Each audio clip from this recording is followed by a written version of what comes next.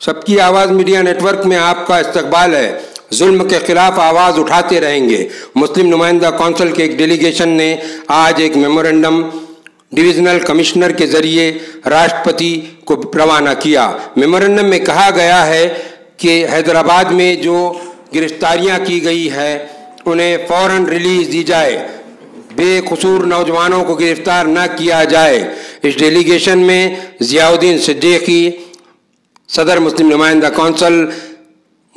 Council के secretary general Meraj Siddiqui, Kamran Khan, हाफिज़ शरीफ निज़ामी, मोहम्मद हुसैन, मौलाना नोमान नदवी, यूसुफ साहब, मुंतजिबुद्दीन शेख, अमजद कादरी, अदिल मदनी और दीगर जिम्मेदारान मुस्लिम नुमाइंदा कौंसिल मौजूद थे। देखिए क्या कहा मुस्लिम नुमाइंदा कौंसिल के जिम्मेदार ने।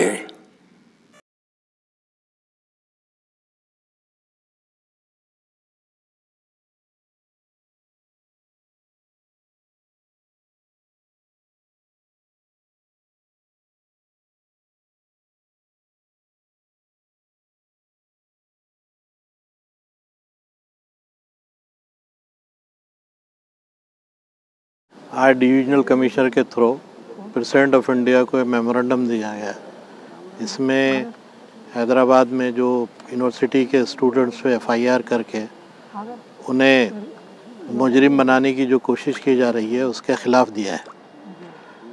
जैसा कि सब लोग जानते हैं, CAA, NRPA, NRC वगैरह के सिलसिले में जो तहरीक पूरे हिंदुस्तान में चली थी शाहीन बाग के नाम से, उसमें जिन लोगों ने पॉजिटिव रोल अदा किया था, कोई लीडिंग रोल अदा किया था, उन सब को निशाना बनाकर सेंट्रल गवर्नमेंट ने ऐसे तमाम लीडरशिप को गिरफ़्तार करने का काम किया है।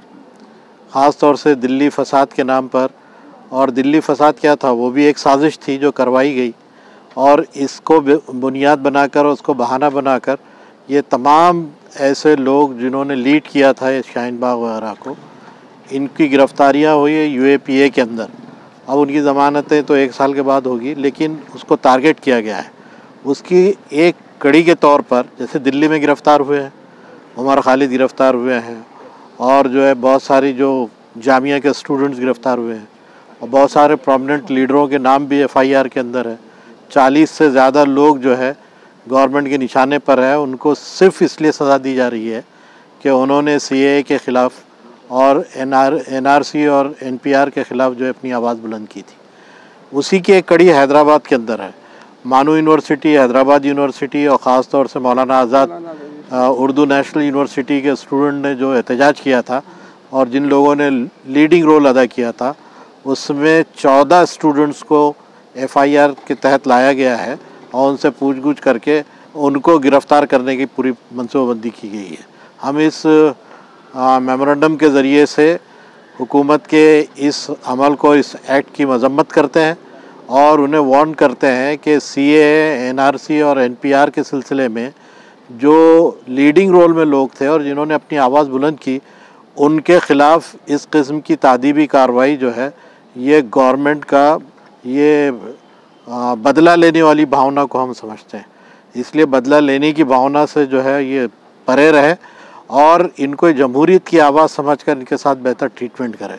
हमने ऐसे तमाम लोग जो इस सिलसिले में गिरफ़्तार किए जा रहे हैं, उनकी हमदर्दी और उनके साथ हम खड़े हैं। हम उनको ये यकीन दिलाना चाहते हैं कि पूरे हिंदुस्तान में जहाँ भी ऐसा एक्ट किया जाएगा, मुस्लिम नुमाइंदा कौंसिल और जैसे तमाम विफाक जो है उनकी पुष्ट पर खड़े रहेंगे।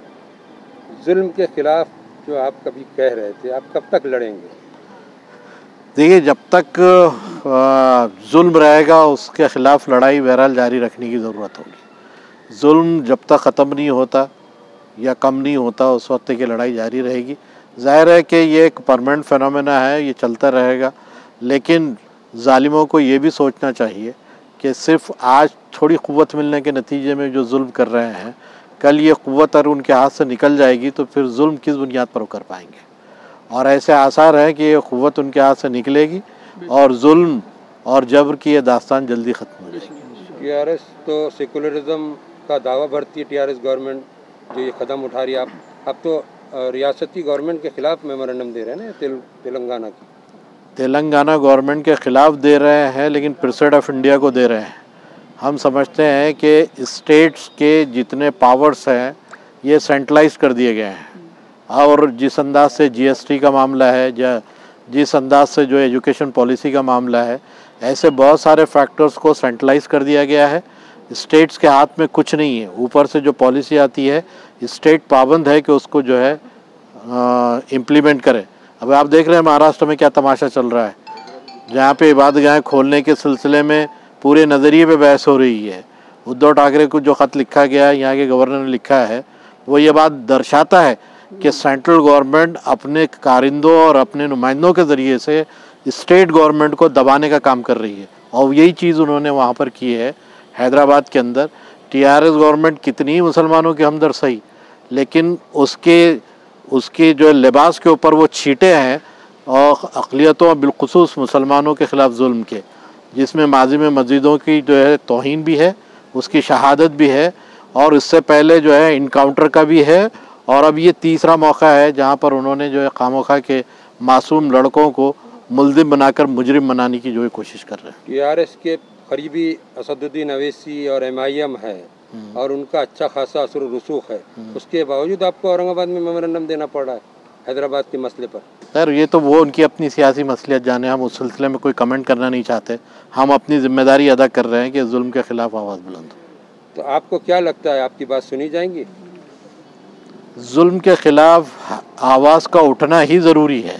ये आवाज़ सुनी जाए या न सुनी जाए, इससे कोई फ़र्क नहीं पड़ता।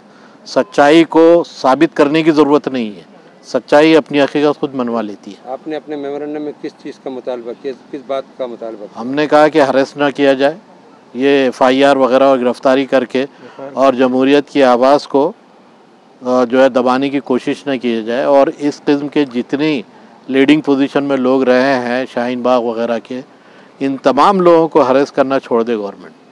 अगर आपकी बात को ना सुना गया तो आप सुप्रीम कोर्ट का या हाई कोर्ट का दरवाज़ा खटखटाएंगे? ये ऑलरेडी सुप्रीम कोर्ट और हाई कोर्ट के अंदर केसेस चल रहे हैं ये इन तमाम मामलात को लेकर। आपका इसमें गिराम? ज़ियाउद्दीन सिद्दीकी, मैं मुस्लिम नुमाइंदा। NRC और NPR CAA के बारे में आपने जो डिविजनल कमिश्नर से कहा, तो क्या कहा आपने उनसे? हमने ये बात कही कि जिन लोगों को आपने गिरफ्तार किया है वो CAA, NPR और NRC के जो मूवमेंट था लॉकडाउन से पहले, उसको लीड करने वाले लोग। कितने लोग थे वो? वो तो तकरीबन 40 लोग दिल्ली के हैं, और यहाँ पर 14 लोगों के खिलाफ हैदराबाद में जो है FIR काटी गई है। तो चुनिंदा लोगों को, चूजन लोगों को उठा कर आप जो है केसेस कर रहे हैं और उनको डराने धमकाने की कोशिश कर रहे हैं, जिन्होंने डेमोक्रेटिक तरीके से अपनी बात रखी है इंडिया के सामने, लोगों के सामने, हुकूमत के सामने, लेकिन गवर्नमेंट को सुनना नहीं चाहती है। UAPA लागू कर रहे हैं। वो उमर खालिद को गिरफ्तार किया, UAPA लागू किया उसके ऊपर। तो अब उमर खालिद ने क्या आवाज़ गलत बुलंद की थी? वो तो एक डेमोक्रेटिक फ्रेमवर्क में उसने अपनी आवाज़ बुलंद की थी। वो CAA, NRC और NPR के खिलाफ उसने मूवमेंट चलाया था। JNU के स्टूडेंट, जामिया के स्टूडेंट, अलीगढ़ के स्टूडेंट और हैदराबाद यूनिवर्सिटी के स्टूडेंट, इनके ऊपर दड़पशाही का जो कानून नाफिज किया जा रहा है, हम उसका विरोध करते हैं, निषेध करते हैं, और गवर्नमेंट से रिक्वेस्ट कर रहे हैं कि इन पर ऐसे कानून लागू न किया जाए जिससे उनका फ्यूचर तबाह हो। ये जुल्म है और जुल्म की कड़ी टहनी फलती नहीं है, खत्म हो। आश्वासन क्या मिला आपको? जी, आपसे क्या वादा किया डिविजनल कमिश्नर ने? उन्होंने कहा कि हम गवर्नमेंट तक बात आपकी पहुंचा देंगे। बहरहाल ये लोगों के हाथ में क्या है, ऊपर तो सेंट्रलाइज रिमोट कंट्रोल तो वहीं पर है।